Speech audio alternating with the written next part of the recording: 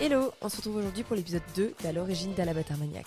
Dans l'épisode 1, on est revenu sur le parcours de Simon et comment l'idée a germé dans sa tête de se lancer dans la production d'Armagnac. Dans cet épisode, on va parler des différentes étapes nécessaires pour faire de l'Armagnac et de comment il a rencontré les vignerons avec lesquels il travaille. Allez, c'est parti! Ça a été quoi, toi, ta première étape au moment où tu t'es dit « Allez, c'est bon, je me lance » ? La première étape,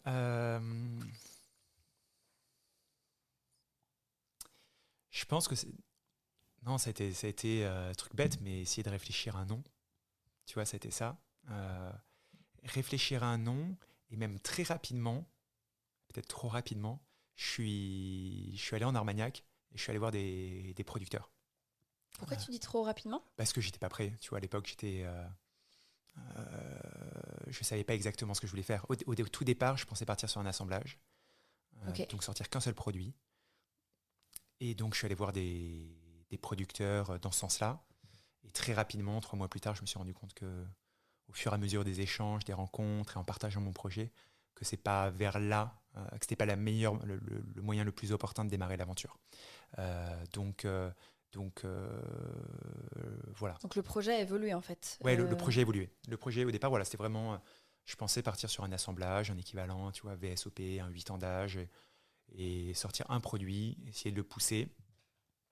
Par Et exemple, là, il y en a 3. et là, il y en a 3 sur des éditions limitées, voilà, beaucoup plus. Voilà, je pensais partir sur du standard.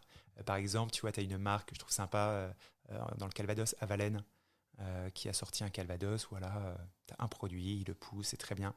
D'un point de vue commercial, c'est bien plus. Voilà, tu connais ta feuille de route. Tu n'as qu'un produit, tu connais ta feuille de route, et même d'un point de vue production également. C'est plus simple. Mais finalement, voilà, j'ai bifurqué et je suis parti sur l'exact opposé, donc du millésimé, vraiment d'artisan, issu de fûts uniques, voilà, numéroté tout à la main. Et donc donc tu as parlé de 3 mois, c'est l'addition de toutes ces rencontres qui t'ont fait dire ok, là il y a un truc qu'il faut que je change, ou c'est, enfin, à quel moment tu t'es vraiment dit en fait ce que je pitch là ça marche pas, ou j'y crois pas, ou juste faut que mon En projet fait, il doit tourner d'une autre manière. En fait, c'est je tu vois, dans mes rencontres, j'ai aussi rencontré aussi en parallèle, enfin, des plus gros acteurs, des tout petits acteurs, euh, et c'est surtout sur ce que je voulais raconter en tant que marque. Et c'est ça qui a créé enfin, qui m'a orienté, voilà, sur ce que j'ai sorti aujourd'hui.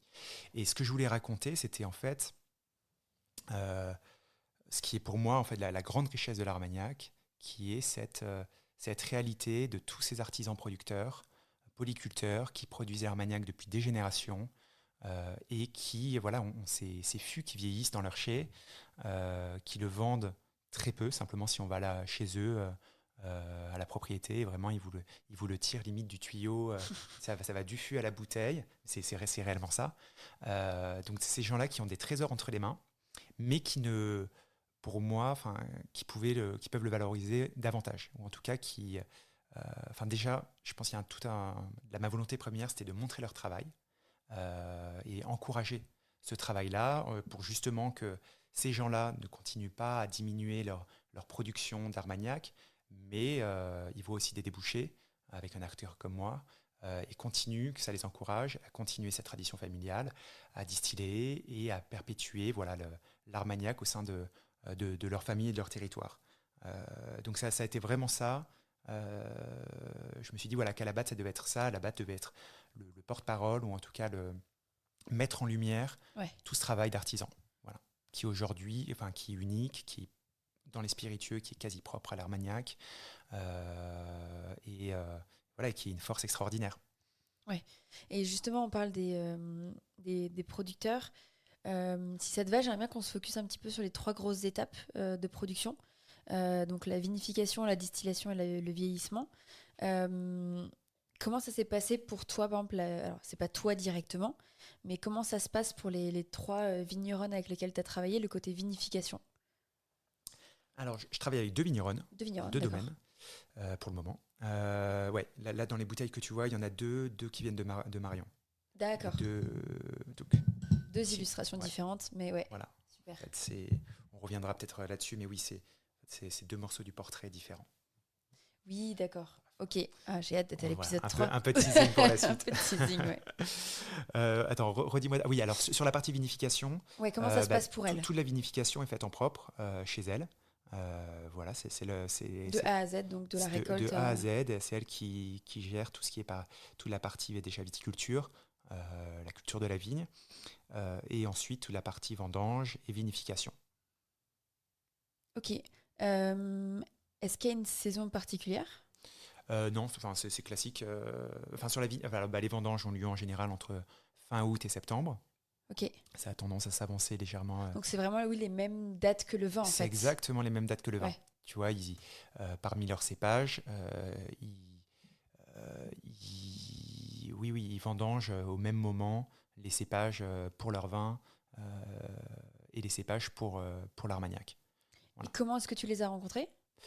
Alors, ça a été par Marion, ça a été le fruit par connaissance interposée. Voilà, quelqu'un qui m'a recommandé, enfin, qui était de sa famille éloignée et que je connaissais, qui m'a dit bah, tiens, tu devrais aller la rencontrer, et qui m'y a amené. Voilà, c'était vraiment.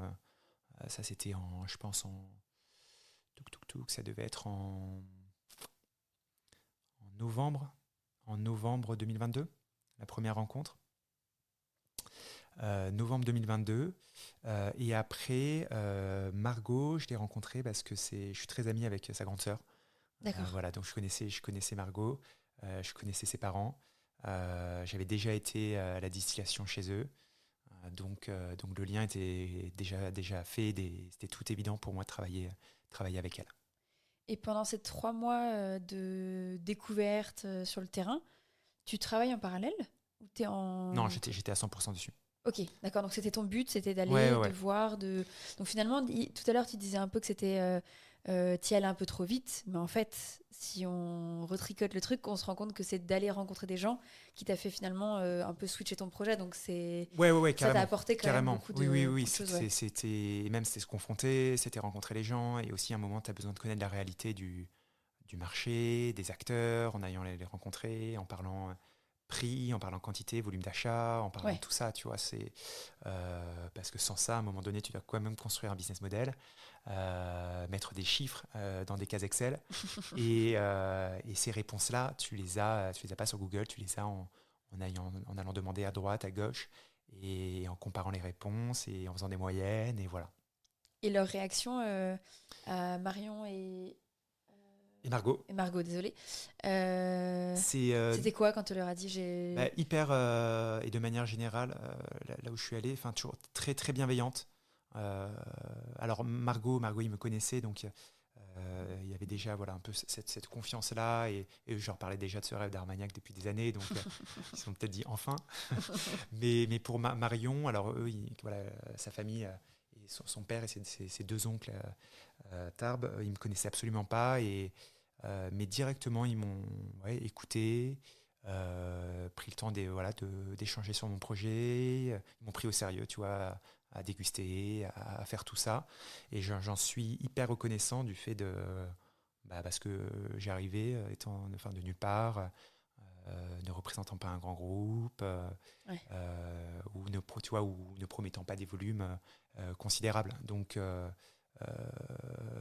voilà, et voilà, la manière dont ils m'ont reçu aussi a fortement joué dans la relation dans la relation actuelle. Mais après, voilà, j'ai vu d'autres acteurs, des plus grands, des plus petits, et de manière générale, franchement, tous ont été extrêmement bienveillants, et les portes ont toujours été ouvertes, vraiment. Top. Ouais, c'est cool de partager ça. C'est aussi le but du podcast de pouvoir, si on entend ça et qu'on veut se lancer, de se dire Ouais, l'autre est bienveillant, on peut toujours envoyer un message. S'il n'y a pas de réponse, c'est pas très grave, il y en aura toujours d'autres. non, c'est clair, il faut le faire. Et tu vois, je l'avais fait même déjà moi, en 2019. J'étais parti pendant 10 jours avec mon cousin, juste avant le Covid. C'était à la fin de Pernod. Et avant de partir en Normandie pour Spirit, j'avais fait presque 10 jours de rencontres terrain en Armagnac pour rencontrer les acteurs principaux. Donc, tu vois, les Dartigalongue, les Darroze, les Laballe, bref, les Montesquieu. Et tous nous avaient reçus de manière ultra bienveillante, à partager un peu leur histoire. Et non, il faut foncer. Enfin, le meilleur moyen de se faire une idée sur un projet, c'est d'aller rencontrer ceux qui le font déjà. Ouais. Et voilà, et au départ, de toute façon, quand on commence, on fait peur à personne. Oui. Il Parce faut qu'on n'a être, pas les volumes pour les ouais, concurrencer dans tous et les il cas. faut être sacrément con pour. Enfin, au pire, si la personne ne te reçoit pas, ça veut dire qu'elle bon, bah, elle en vaut pas forcément la peine. Ouais. Mais, mais je pense qu'il y a 80%. Enfin, nous, on avait eu 100% de réponses positives. On avait pu rencontrer toutes les personnes qu'on voulait rencontrer et on avait toujours été extrêmement bien accueillis. Donc non, il faut oser, il faut aller demander. Et les gens sont toujours très heureux de partager leur projet. Et j'en suis l'exemple parce que tu vois, Exactement. je suis devant toi. J'allais dire la même chose avec Origine. J'ai beaucoup de chance. À chaque fois qu'on me répond, entre guillemets, c'est pas non, c'est ok, mais il faut qu'on trouve une date et là maintenant, c'est peut-être pas le meilleur moment. Mais il y a toujours un oui, avec plaisir et top si ça peut aider d'autres personnes. Et je trouve ça fou. Et à la fois, je pense qu'on a une grande curiosité en France aussi de la gastronomie, mais aussi de tout ce qui est alcool, non-alcool, etc. Et je pense que ça fait aussi partie des choses qu'on a envie de transmettre. Et plus je discute avec des gens, plus je me rends compte qu'il y a souvent, alors pas tout le temps, mais il y a souvent un lien familial. Une transmission, quelque chose. Et je trouve ça en vrai super intéressant qu'il y ait des choses aussi qui se transmettent ou qu'il y ait de nouvelles histoires. Alors toi, c'est pas une transmission, mais il y a une nouvelle histoire de l'Armagnac Ouais, ouais, dans ouais. votre famille. C'est Non, un nouveau chapitre, mais ouais, c'est sûr que le milieu du vin et des spiritueux, de toute façon, c'est un milieu de passion et de passionnés. Donc l'affect joue énormément. Donc c'est sûr que l'affect est là. Sinon, sans affect, c'est plus facile d'entreprendre.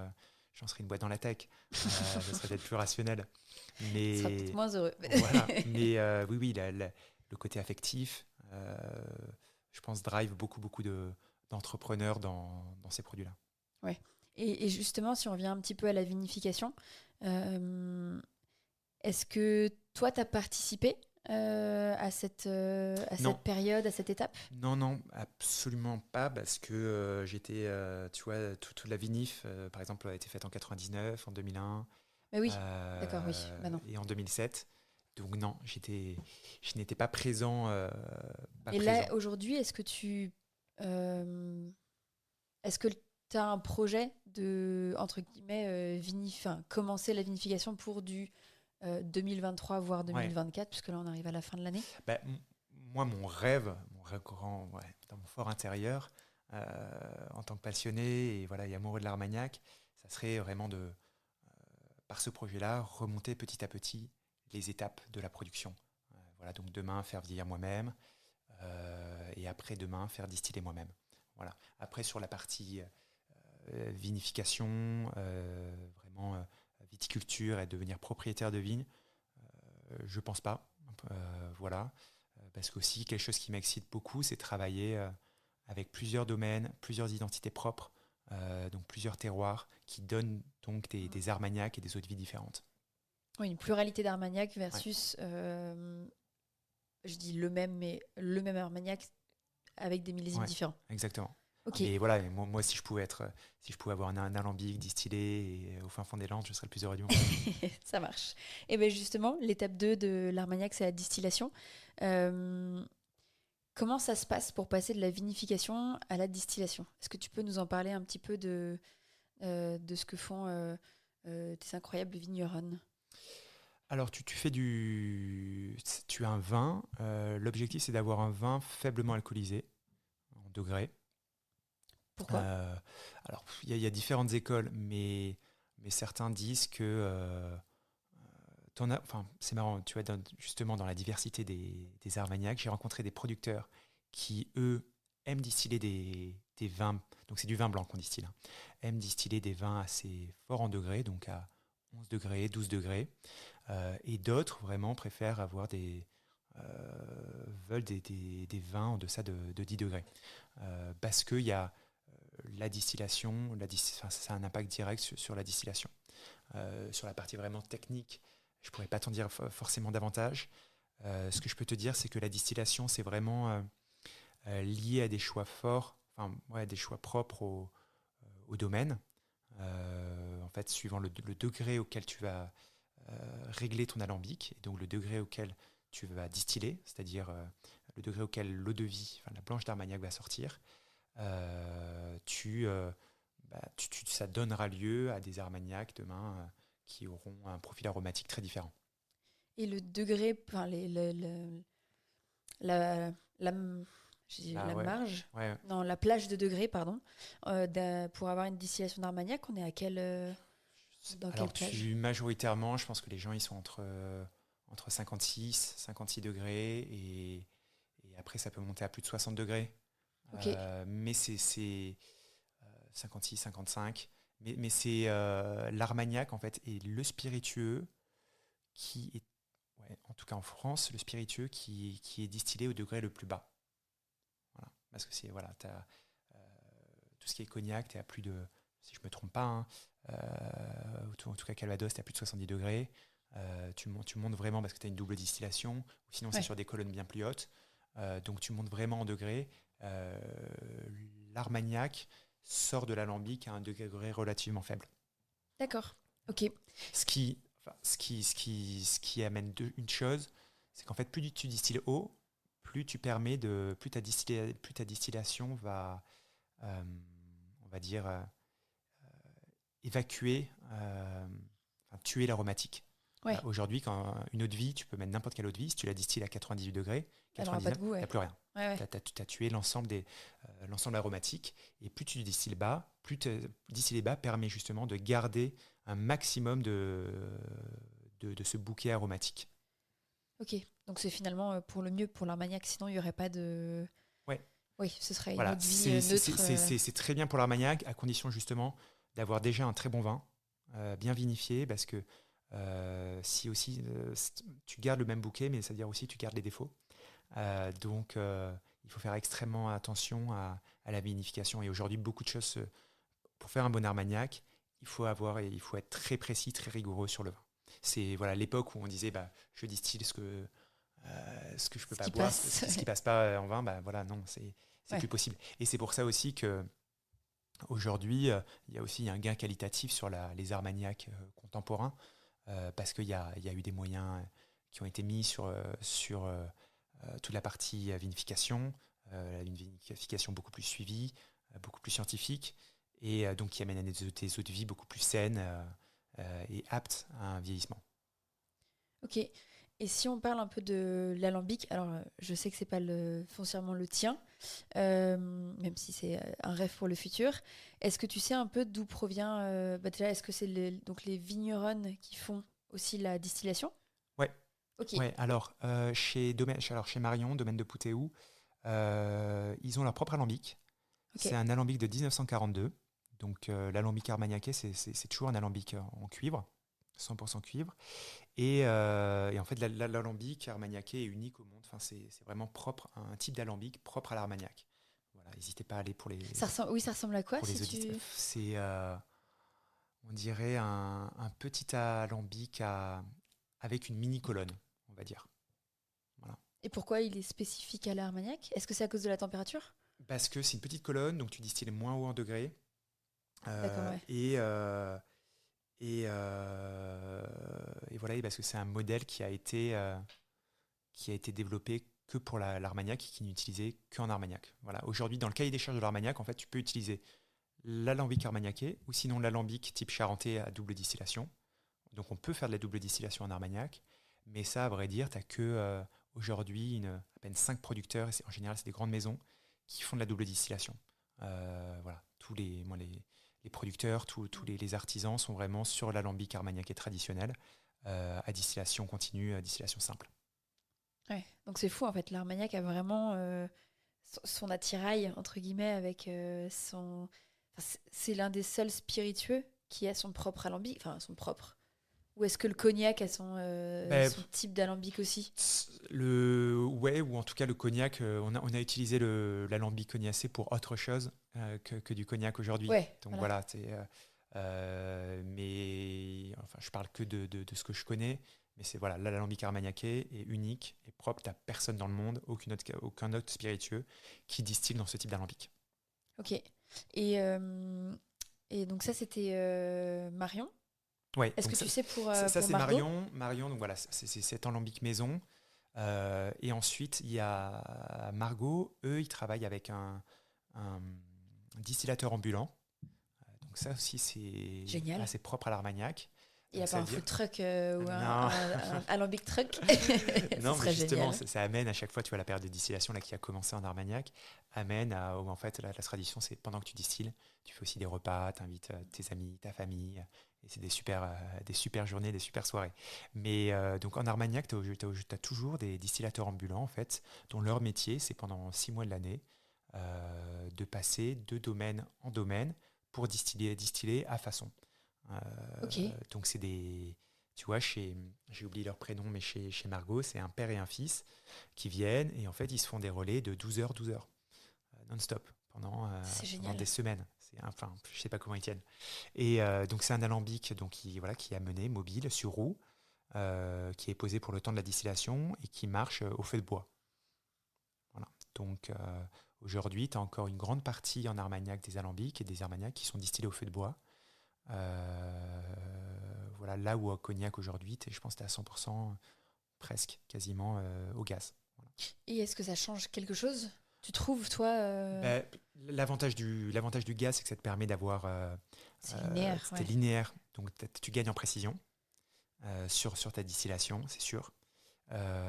Après, la distillation au feu de bois, pour moi, ça a ce côté magique qui est incroyable et qui est ultra traditionnel. Et même, c'est un peu dans une économie circulaire parce que ils utilisent toujours des piquets issus de leur exploitation. Qu'ils ont taillés dans des arbres issus de leur exploitation.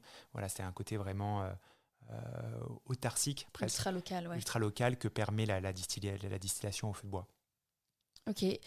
Et alors, je ne sais pas si tu auras l'information, mais c'est un truc qui m'intéresse.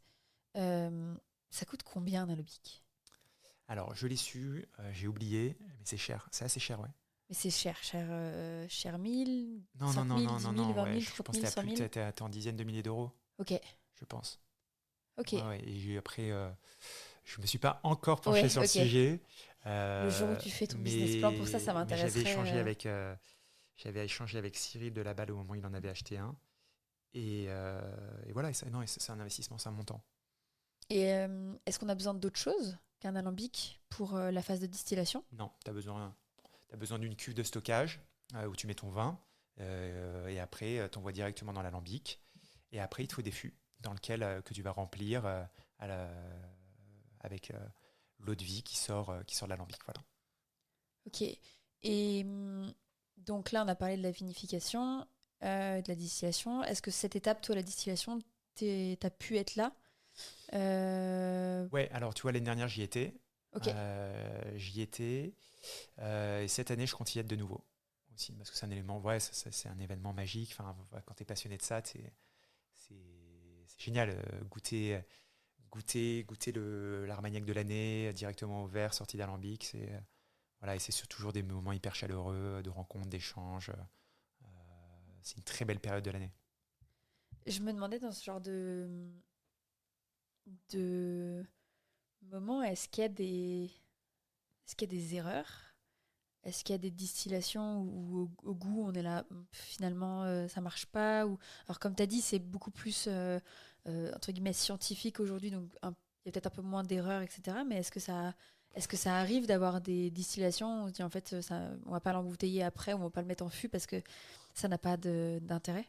Ouais, ouais, je pense que ça peut arriver. Oui, ça peut arriver. En tout cas, moi, j'ai déjà échangé avec des producteurs qui te disent qu'ils ont été déçus de ce qui est sorti à la distillation. Voilà. Après, on va dire que ce qui sort de la distillation, c'est l'instant zéro. Et l'eau de vie, il y a moyen de la faire évoluer en l'élevant via la Le suite, via fût, ouais. l'élevage. Euh, mais c'est sûr qu'une eau de vie, en général, une eau de vie de base moyenne, t'amènera pas à faire un très grand armagnac. Mais cette eau de vie, peut-être, aura sa place, trouvera parfaitement sa place dans un assemblage, donc où elle sera qu'une infime partie d'un assemblage plus vaste et elle amènera justement elle participera à l'équilibre général. Et tout à l'heure, on parlait un peu du fait que la température doit être plus basse que d'autres spiritueux pour permettre justement le côté fruité et rond du produit. Euh, Comment est-ce qu'on abaisse un degré d'alcool? Simplement, ouais, en chauffant moins fort. En chauffant moins. À la fin? Non, tu parles à la fin. En tout cas, j'ai lu Pour la qu'à la bouteille. sortie de l'alambic, on continue de travailler Ouais, d'accord. l'Armagnac, Parce l'eau de vie qui n'est pas encore ouais. Armagnac. Alors, pour le degré, tu as deux choses. Soit tu distilles, enfin, pour distiller, avoir une eau de vie qui sort de l'alambic à un degré élevé, ça veut dire qu'il faut distiller de manière un peu plus forte. Donc, mettre plus de chaleur. Et c'est la chaleur dans l'alambic qui va. Extraire, ouais. Qui a un impact direct sur le degré de distillation. Ensuite, donc je dis n'importe quoi, mais disons que tu as une eau de vie qui sort à 58 degrés. Au fur et à mesure du temps, dans le fût, cette eau de vie, cet armagnac va perdre en degrés. Voilà. C'est ce qu'on a avec l'évaporation, c'est ce qu'on appelle la part des anges. Donc tu as une partie d'évaporation et donc le degré va naturellement descendre par lui-même. Au bout d'un certain temps. C'est ça peut-être que vous regardez. Au bout d'un certain temps. Et ça, c'est assez linéaire. Après, forcément, même après 40 ans, ça descend, tu vois, ça descend pas en dessous. Ouais, ça garde toujours plus de 40 degrés. 43. Pour descendre en dessous, il faut vraiment soit énormément de temps, et même à un moment donné, ça, tu tireras jamais en deçà. Mais après, ce qui est fait très majoritairement, c'est ce qu'on appelle des coupes. C'est-à-dire que en fait, tu viens couper ton armagnac avec de l'eau. Donc, tu viens le diluer. Donc, rajouter de l'eau. Ce qu'on fait avec la vodka, en fait. Ce que tu fais avec la vodka et ce que tu fais avec tous les spiritueux du monde. En fait, 98% des spiritueux qui sont bu dans le monde sont à 40 degrés. Ouais. Et quand tu vois un produit à 40 degrés ou à 41 ou à 42, c'est toujours coupé. Oui, c'est quasiment toujours coupé avec de l'eau. Voilà. Et après, cette partie-là de la baisse du degré, de la coupe, c'est extrêmement délicat. Parce que même si tu diminues le degré effectif, parfois l'eau peut amener un déséquilibre dans ton armagnac et mal s'intégrer dans le produit. Et donc c'est là où, par exemple, un produit à 40 degrés peut avoir un sentiment de feu plus fort que le produit qui était initialement à 47. Voilà, et diluer. Ouais. Voilà, il faut diluer, c'est quelque chose qui se fait de manière très très progressive. Tu passes pas un armagnac directement de 60 à 40 degrés. Non, absolument pas. Ça prend des semaines, des mois. Vraiment, c'est une démarche un peu en escalier, petit à petit, pour amener ton eau de vie, ton armagnac, au degré souhaité. Mais chez Alabat, nous, on travaille qu'avec des armagnacs bruts de fût, donc c'est-à-dire qui n'ont pas eu cette étape-là, ouais. Il y a pas eu qui n'ont pas été coupés à l'eau. Donc c'est vraiment leur degré naturel. C'est simplement le temps qui a fait son effet. Et donc, c'est pour ça qu'aujourd'hui, tu vois, si le 99, on est à 44,9 degrés, le 2001, on est à 48,6, et le 2007, on est encore à 51 degrés. Ouais, ok. Ouais, c'est super. En fait, on respecte le produit et on le prend comme il est, entre guillemets. Là, je peux dire qu'on l'a pris exactement comme il était. C'était moi cet été qui suis allé l'embouteiller, le sortir du fût, vraiment au tuyau. Donc, voilà, il y a... Il ne peut pas avoir de chemin plus court entre le fût et la bouteille. Et on a parlé un peu de la vinification, de la distillation. Ce qui m'intéresserait, c'est peut-être de revenir sur alors c'est peut-être les vignerons qu'on parlera peut-être un tout petit peu plus, mais s'il y a eu des erreurs ou s'il y a eu des apprentissages à ce moment-là qui peuvent te permettre, toi, sur les prochaines, de te dire je ferai ça différemment ou j'accompagnerai les personnes avec lesquelles je travaille à faire autrement. Je pense que j'ai pas, en tout cas là pour Alabat, j'ai pas assez de recul pour pouvoir te répondre à ça. Non, j'ai pas. Après, tu vois, si je me replonge un peu dans mon expérience en Normandie, on avait parfois tu peux déguster certains lots, en l'occurrence de Calvados, qui étaient trop boisés ou qui étaient. Le problème, souvent le problème, c'est quand c'est trop boisé, parce que tu peux pas. C'est difficile de faire une marche arrière. Voilà, mais c'est le rôle du maître de chai de veiller quasiment constamment, aller à la bonne évolution des fûts et de ces armagnacs. Ouais. Est-ce que tu disais que tu serais intéressé pour un peu maintenant aller à l'envers et faire vieillissement puis après distillation. Est-ce que cette complexité autour du vin, autour de la vinification, etc., est-ce que ça fait partie des choses que justement t'es heureux, entre guillemets, de déléguer à quelqu'un d'autre pour qu'il y ait... Parce que c'est une vraie compétence et ça demande de l'expertise à tous les différents Ah ouais, niveaux. non, ouais, c'est carrément une compétence, tu vois. Tu ne peux pas, tu t'improvises pas maître de chez comme ça du jour au lendemain. Enfin, tu peux te prétendre être maître de chez, mais c'est pipeau. Tu vois, moi, je voyais en Normandie, je travaillais avec Jean-Luc Fossé, enfin, maître de chez de Boulard, Père Magloire, enfin, extraordinaire. Et c'est des années, des années, des années d'expérience, voilà. Et le futur maître de chez qui le remplacera lors de sa retraite est dans la boîte et travaille avec lui depuis plus de 10 ans. Ouais, ok. Voilà, c'est parce qu'aussi il faut connaître un stock, il faut connaître, faut former le palais, il n'y a rien de pire pour l'avoir connu, il n'y a rien de pire pour une maison que de perdre son maître de chez du jour au lendemain et de ne pas avoir De remplacement. de remplaçant formé. Voilà. Donc non, c'est des choses. Moi, je rêve de monter en compétence là-dessus. Mais après, il faut aussi être. On peut pas tout savoir tout faire. On peut pas être de partout. Et tu vois, et demain, si c'est moi qui distille et si c'est moi qui fait l'assemblage, enfin, et le vieillissement, je retombe dans le même schéma que mes artisans, c'est-à-dire je suis 100% production. Et tu peux pas faire. C'est très dur de faire la production et de faire aussi après ça la commercialisation. Ouais. Mais voilà, voilà, un pied dedans avec. C'est l'objectif, mais il faut voilà, des professionnels. Enfin, faut déléguer ça, en tout cas, à des professionnels. C'est marrant parce que quand tu racontais le maître des chais, il faut des années pour confectionner entre guillemets son expertise.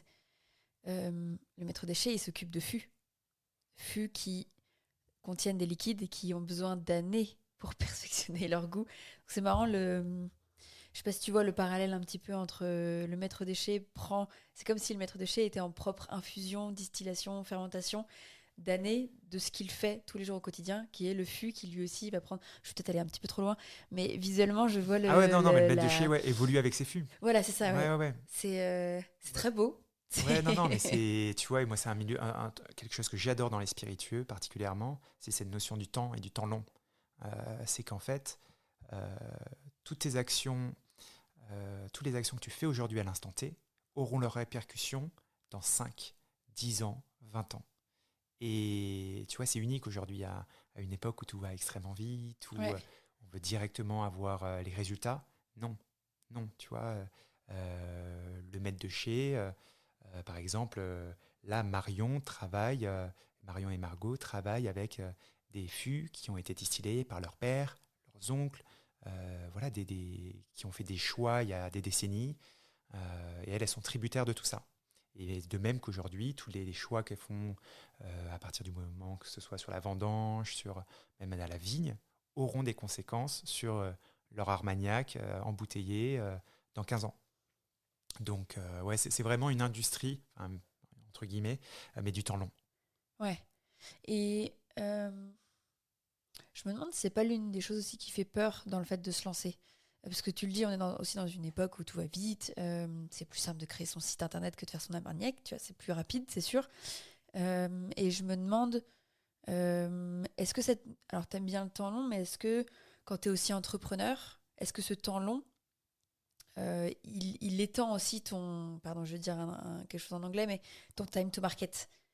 C'est sûr que ton armagnac qui a besoin de 10 ans, je reprends 2001, même plus, 15 ans, Ouais, ouais, 15 pour, ans minimum. Ouais. etc. Même si tu as pu le 21 ans. lancer rapidement, entre guillemets, c'est nécessaire d'un temps long. Donc ça peut aussi décaler des productions, ça peut décaler des envies. Tu vois, si tu veux dès maintenant faire ta vinification, il va falloir on en Ouais, non, reparle non. dans 15 ans. Ouais, ouais. Je pense que c'est aussi Sur une la matière qui partie, fait peur. sur la partie prod, c'est sûr que c'est un frein. Il y en a qui le font, tu vois, et je suis hyper admiratif, qui se lancent avec des projets entrepreneuriaux directement sur la production, qui vont distiller et faire vieillir. Mais bon, là, ça veut dire il te faut des capitaux énormes pour financer voilà, ce stock, pour financer ces années de De stock et de rien pour non-vente de l'instant, ouais. rien. Où c'est que des charges, que des charges, que des coûts, avec rien qui rentre. dans ton bilan. Mais ça, il faut avoir les reins très solides et en général, tu t'associes avec un plus gros que toi qui t'amène à cette trésorerie nécessaire. Après, pour moi, c'est pas. euh, en tout cas, dans le modèle actuel, avec ce modèle vraiment de sélection de fûts, de mise en valeur et de revente, j'ai moins cette conséquence-là. Voilà. Après, la notion de temps long, forcément, moi je l'ai et je l'ai adoptée rien que dans la projection de l'entreprise, parce que, encore une fois, je vends de l'Armagnac, je vends de l'Armagnac single casque, millésimé, euh, quelque chose, voilà, encore une niche dans la niche. Donc c'est pas du jour au lendemain que je vais faire, que je serai de partout, que je Ouais. vais me faire, que le nom à la batte sera connu. Non, c'est vraiment un travail au long cours et de patience. Voilà. Mais voilà, moi c'est une idée avec laquelle je suis très à l'aise. Le tout c'est de réussir voilà, à exister, enfin voilà, de pouvoir gagner financièrement Ouais. cette patience-là. Enfin, voilà, pouvoir financer cette patience. Ok. Eh ben on parle de vieillissement de la marque en positif. J'entends le mot vieillissement. On peut revenir aussi au vieillissement de l'Armagnac. Comment ça se passe? Donc, on a la vinification qui est passée, la distillation. Maintenant, c'est le moment de le mettre en fût. On a un petit peu parlé tout à l'heure dans l'épisode 1 avec les fûts de chêne. Est-ce que tu peux m'en dire un peu plus sur qui s'occupe de trouver les fûts? Est-ce que toi, tu veux avoir un certain droit de regard là-dessus si c'est pas toi? Comment ça se passe de manière générale? Ouais. Alors, l'Armagnac, donc on en revient au cahier des charges à l'AOC, doit absolument vieillir en fût de chêne français. Voilà. Donc voilà, c'est des fûts qui sont créés à partir de chênes voilà, coupés en France. Et très majoritairement, les producteurs, enfin les petits producteurs, et c'est le cas là pour Poutéhou et Domaine de Perret, travaillent des, euh, avec le dernier, comment on appelle ça, tonnelier, le dernier tonnelier de Gascogne, Bartholomew, Ok, qui continue à produire sur le territoire des fûts pour l'Armagnac. Donc aujourd'hui, voilà, contrairement à Cognac où tu as encore une très grande pluralité de producteurs, enfin de beaucoup de tonneliers cognacés, bah, du fait de la demande. Euh, En Armagnac, le tissu, tout ce tissu économique lié à l'eau de vie c'est beaucoup amoindri. Donc il n'y a plus qu'un seul tonnelier ce que j'ai entendu, a trouvé, enfin, c'est bon, ouais, j'allais il a un demander s'il y avait apprenti, enfin, repreneur. ouais, je crois Ouais, qu'il y a son super. apprenti qui reprend, donc la belle histoire va continuer. Mais voilà, donc chêne français, et en tout cas pour ce qui est de Marion, c'est des travail qu'avec du chêne de Gascogne, voilà, donc de la région. D'accord. Donc c'est pour ça aussi qu'on voit peut-être encore plus de différence entre euh, la production entre guillemets de Marion et de Margot. Ça peut-être que ça accompagne aussi entre. Il y a le vin, bien sûr, le raisin, mais il y a peut-être aussi ce fût qui est Alors, différent. ouais, alors t'as forcément peut-être le fût qui est différent. Après, ça se trouve, j'ai pas l'information, mais ça se trouve que chez Margot, son père travaillait également avec Bartholomew, faut que je pose la question. Mais même en fait, c'est aussi un monde fabuleux, toute la partie tonnellerie, Ouais, qui est incroyable. Moi, j'encourage tout le monde, si vous pouvez, à aller visiter une tonnellerie, parce qu'on se rend compte de ce métier qui est inconnu en France, mais qui pourtant enfin, qui nous est envié par l'ensemble des vignobles dans le monde. Tu vois, quand j'étais en Napa, aux États-Unis, voilà, les châteaux, les domaines ne juraient que par les fûts de chêne français, les tonneliers français. C'est un marché de dingue, énorme. Enfin, il y a un ouais, savoir-faire qu'on a entre les mains. Voilà, en fait, le chêne français est réputé comme étant le meilleur chêne pour la création de barriques, ouais. pour le vin et les spiritueux. Donc voilà. Et donc, même en travaillant avec le même tonnelier, tu peux aussi, en fait, tu lui fais tes demandes, suivant le profil d'Armagnac que tu veux créer. Donc, c'est des demandes qui vont dépendre en fait de la chauffe que tu vas donner à ta barrique. Ce que j'entends par chauffe, c'est en fait l'intérieur du fût est chauffé par une flamme. Euh, Ok. et en fait, c'est ce degré, on va dire, de ce Pour le temps de chauffe. stériliser? Non, pour justement euh, ouvrir un peu le bois et en fait suivant le degré, enfin suivant le temps de chauffe autour de la flamme, le fût amènera des notes aromatiques différentes au vin ou à l'eau de vie. Voilà, donc tu as des chauffes fortes, chauffes médium, chauffes faibles, et voilà, et la grande majorité, en tout cas, des domaines, et notamment dans le vin, surtout, voilà, créent leurs assemblages par rapport à toute cette panoplie de fûts qu'ils ont avec des chauffes différentes. Et est-ce que tu sais ce que Marion et Margot ont comme fût? Alors Forte, non, moyen? sur ceux-là en l'occurrence, je ne sais pas. Ok. Voilà.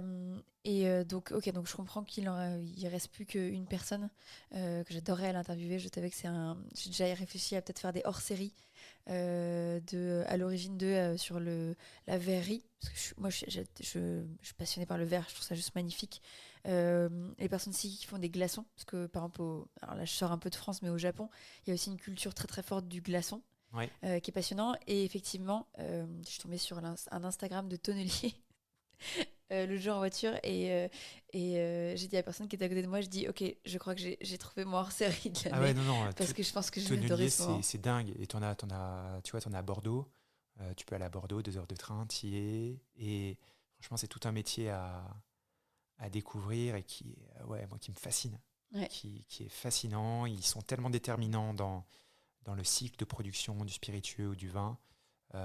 Et c'est un savoir-faire. Aujourd'hui, t'as des MOF, des meilleurs ouvriers tonneliers. Enfin, c'est vraiment un artisanat de précision et ouais, extrêmement sérieux.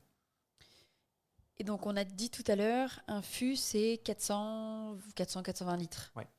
Mais il y en a des styles différents, non? On a des grandeurs différentes. Alors, en Armagnac, non, tu n'utilises que la pièce D'accord. armagnacaise. Par contre, après, tu as des fûts. Par exemple, à Bordeaux, ils ont un fût plus petit. En Bourgogne, ils ont un fût légèrement plus grand, si je ne me trompe pas, qu'à Bordeaux. Voilà, les appellations ont à peu près toutes leur type de fût de référence. Ok. Et Voilà, je est-ce crois que tu... que, tu vois, Bordeaux, je crois que c'est 225 litres.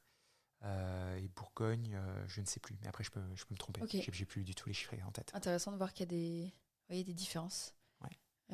Et est-ce que tu sais combien ça coûte un fût? Ouais, ça coûte cher. Un fût, aux dernières nouvelles, l'année dernière, un fût neuf, c'était à plus de. T'es facilement à 1000 euros. Ok.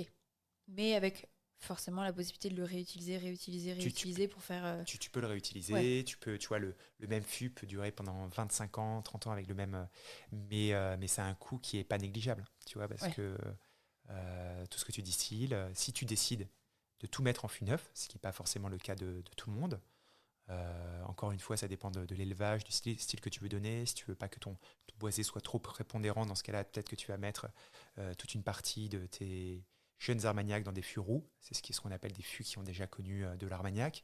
Euh, roux. et roux, Ok. fûts roux, voilà. Mais c'est un sacré budget. Et voilà, par exemple, quand tu as un château bordelais et que tu passes 100% en fût neuf et que tu es à plus de 100, 120, 130, 140 fûts neufs tous les ans, bah voilà, c'est 140 000 euros, 150, voilà. Ouais. Et pour ta production, tu sais combien il y a de fûts en tout? Sur les millésimes en question, Ouais. non, je sais pas. D'accord. Ok. Non, non. Je me suis vraiment arrêté, tu vois, sur la sélection à ces fûts. Ouais. Et voilà. Mais c'est extrêmement limité, tu vois. Je pense, on doit être entre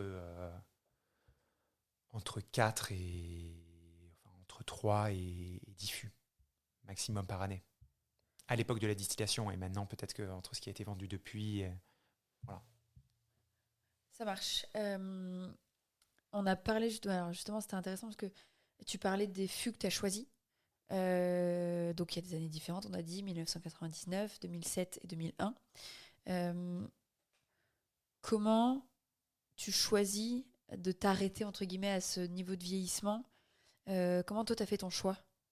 Est-ce que tu goûtes tout et ton palais a fait le travail? Est-ce que... Ouais, non, c'est exactement ça. Tu vois, c'était en janvier 2023, où je suis parti avec mon cousin et ma sœur, justement chez Marion et chez Margot, pour déguster. Et donc, je leur avais demandé de nous préparer voilà, une sélection d'Armagnac tiré de fût. Tu vois, chez Margot, enfin chez Marion, je crois qu'on avait presque une trentaine, 30, 40, enfin c'était énorme. Échantillon sur la table, on est arrivé, waouh, waouh, parce que T'as pris une photo de ça? ouais, je crois que Ce serait magique. j'ai des photos, ouais. Ma sœur en avait pris. Donc là, ouais, où il faut tout déguster, et là, franchement, c'est un métier, hein, déguster. Ouais. C'est surtout en termes de concentration, de formation du palais, et c'est extrêmement fatigant. Donc ça s'est fait comme ça, où on dégustait à l'aveugle, on ne savait pas ce que c'était. Et après, c'est simplement en croisant après, tu vois, nos trois notes, trois carnets de notes, nos coups de cœur, voilà, nos références, qu'on est arrivé à cette sélection-là. Et est-ce que tu te rappelles de ce que tu avais mis pour ces 3 cuvées, ou en tout cas des choses que tu avais ressenties par rapport à d'autres où t'étais là, non, c'était peut-être pas mon choix? Alors, ouais, bah oui, parce que c'est à peu près toujours. Mes commentaires sont restés assez similaires, mais tu vois, aujourd'hui. Tu vois, je me rappelle le 99, on avait quelque chose le 99 de chez Marion. On avait quelque chose, encore, donc 23 ans d'âge, 23 ans de vieillissement en fût, un produit déjà évolué, on est arrivé sur les débuts de notes de rancio, un peu légèrement confite, assez ample, avec un peu un côté épicé, très agréable, mais avec une belle tension voilà, dans l'Armagnac. C'était un peu, tu vois, je crois que j'avais noté un classique, tu vois. Voilà, un peu ce que tu attends d'un Armagnac, mais avec toujours une fraîcheur. Chez eux, chez Marion, tu as toujours une fraîcheur dans les eaux de vie que je trouve assez dingue. 2001, tu vois, tu avais ce côté fraîcheur à fond qui ressortait, qui ressort toujours, ce qui m'a fait le sélectionner. Beaucoup plus aussi tendu, et beaucoup plus sur les fruits frais, pêche blanche, et avec aussi des notes aussi de fruits exotiques en fin de bouche. Et voilà, moi, c'est un truc que j'adore quand tu peux, dans les Armagnacs, parfois, quand tu retrouves ces notes un peu de fruits exotiques en fin de bouche. Et voilà, c'est surtout lui, il a une complexité de dingue. Tu peux rester pendant 30 minutes le nez dessus. Le 2001? Ouais, le 2001. Ouais, ça part dans tous les sens. Et voilà, il te fatigue à la déguste. Tu vois, il a plein de choses à dire. Et voilà. Pour une méditation longue, Ouais, c'est non, non, pas... mais voilà. En tout cas, tu vois, les 3 produits, c'est vraiment des produits de dégustation où il faut prendre le temps de les boire. Il faut même prendre le temps avant de les boire. Et tu vois, ça, c'est un des producteurs que j'ai rencontré qui m'avait dit ça. Le meilleur moyen de boire un Armagnac, c'est quand tu reçois un des amis, que tu sais que tu vas boire un Armagnac, c'est de servir les verres au moment où ils arrivent. Et tu les mets sur la cheminée et tu les touches pas pendant tout le repas. Et tu viendras 2 heures et demie plus tard récupérer les verres pour le digestif et le moment un peu de dégustation, de partage en fin de repas. Donc c'est vraiment Parce qu'avec l'air, il Ouais, aura... parce que Un peu comme un vin rouge, des fois ça ouais, se... t'as une évolution. Et ça, c'est quelque chose que j'ai découvert aussi. T'as une vraie évolution de dingue dans le verre. En tout cas sur ce qui est pour ces Armagnac bruts de fût, sans sucre ajouté, voilà, leur caractère. On dit souvent que non, enfin que l'Armagnac n'évolue, que les spiritueux n'évoluent pas une fois qu'ils sont en bouteille, qu'il y a zéro oxydation, etc. En tout cas, moi, de par mon expérience et gustativement, je trouve que c'est faux. Il y a une évolution très forte. Et en fait, le temps vient un peu justement apaiser ce côté un peu trop fougueux, que pourrait donner lieu dans un premier temps ce côté brut de fût avec des degrés d'alcool assez élevés. Donc voilà, c'est prendre le temps avant, prendre le temps pendant. Et le 2007 de chez Margot, Domaine de Perret, c'est pour moi, c'est un peu une,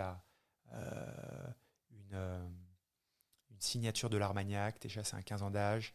Et même s'il est plus jeune, on est sur déjà des aromatiques de pruneaux confits, une très belle sucrosité des notes vanillées, très présentes, très amples, très gourmands, qui est fantastique.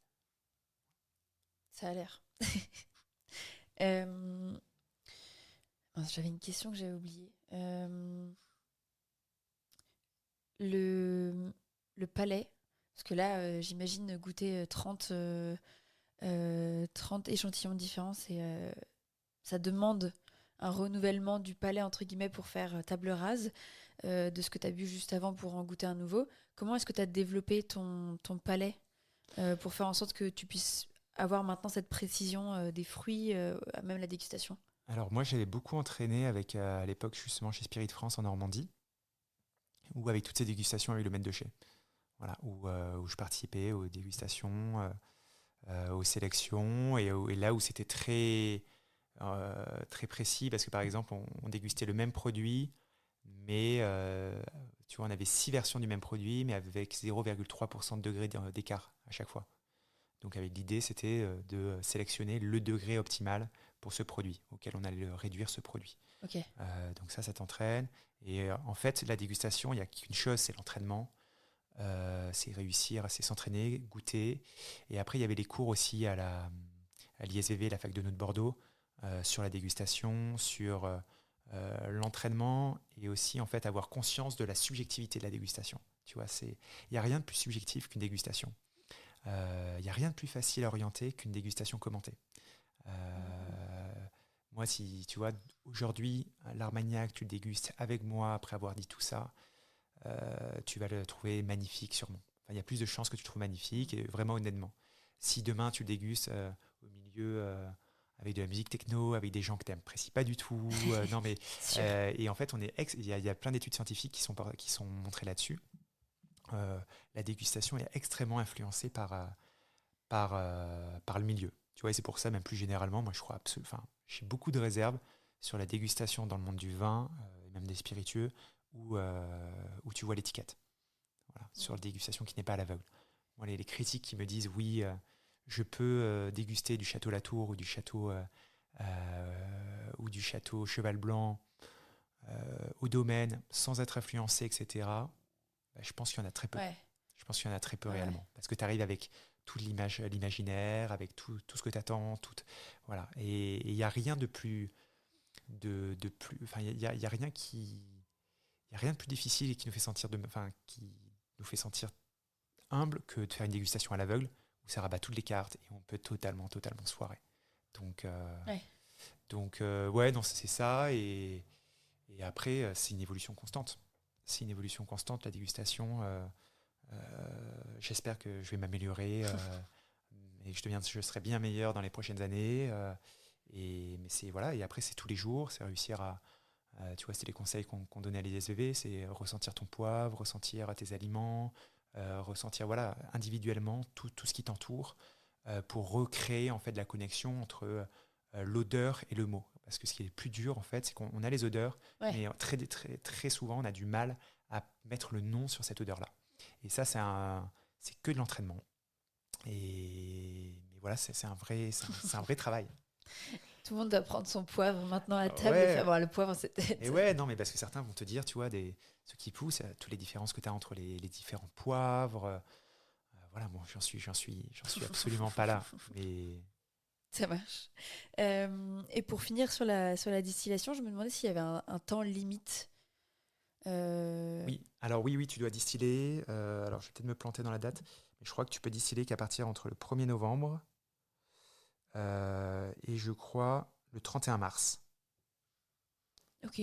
Voilà, je demande à me faire vérifier, mais de tête, je crois que c'est ça, parce que c'est une limite légale qui est la même, je crois, en Armagnac, en Cognac, en Calvados.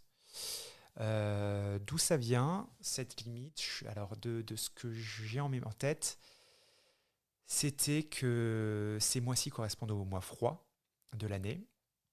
Et donc, c'est les mois où, à l'époque, le vin ou le cidre pouvait se conserver Ouais. sans être altéré par la chaleur. Voilà.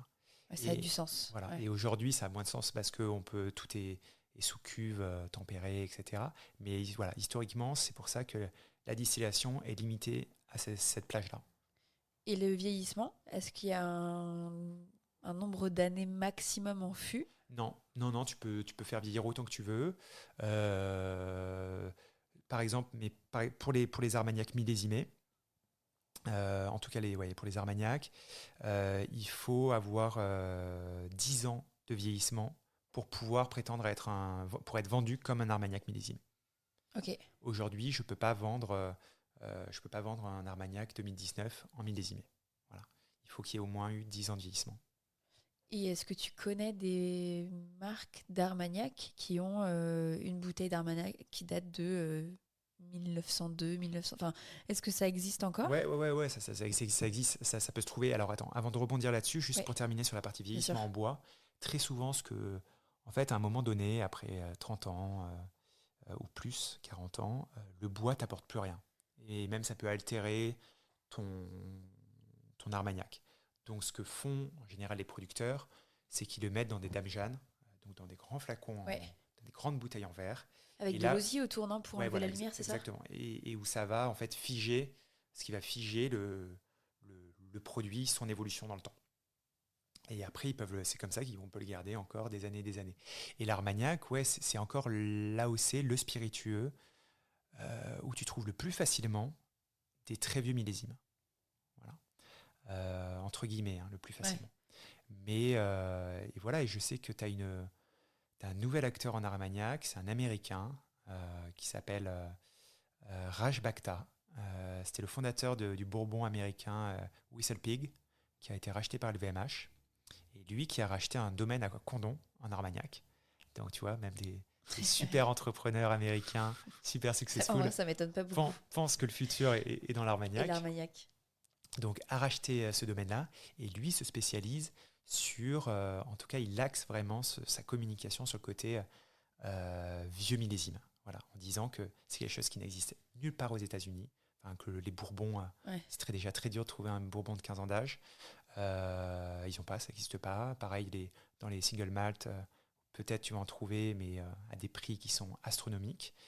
Et du fait de cette culture historique du millésime, il y a ça en Armagnac. Et voilà, lui ne vend que de l'Armagnac millésimé et assez vieux. Voilà. Et avec tout, voilà, il fait ça à l'américaine, il fait ça très bien. Il raconte tous les événements qui se sont passés à cette époque pour te replonger dans l'univers, dans une très belle bouteille. Et c'est très bien valorisé, enfin très très bien. C'est top. Et il a raison. Et donc oui, tu peux encore trouver des très bons Armagnac, même si des très vieux Armagnac. Voilà, même si aujourd'hui, tu vois, c'est aussi des faiblesses de l'Armagnac. C'est d'être trop perçu par les gens comme un Armagnac qui va être bon que s'il est vieux. Alors que pas du tout. Aujourd'hui, c'est juste un style différent. Ouais. Et des Armagnacs qui sont extraordinaires après 5 ans. J'en ai goûté des super après même 2 ans de vieillissement. Voilà, t'es pas obligé d'attendre 15 ans, 20 ans pour avoir, 30 ans, 40 ans, 50 ans, 60 ans, 70 ans pour avoir un très vieil un Armagnac fantastique.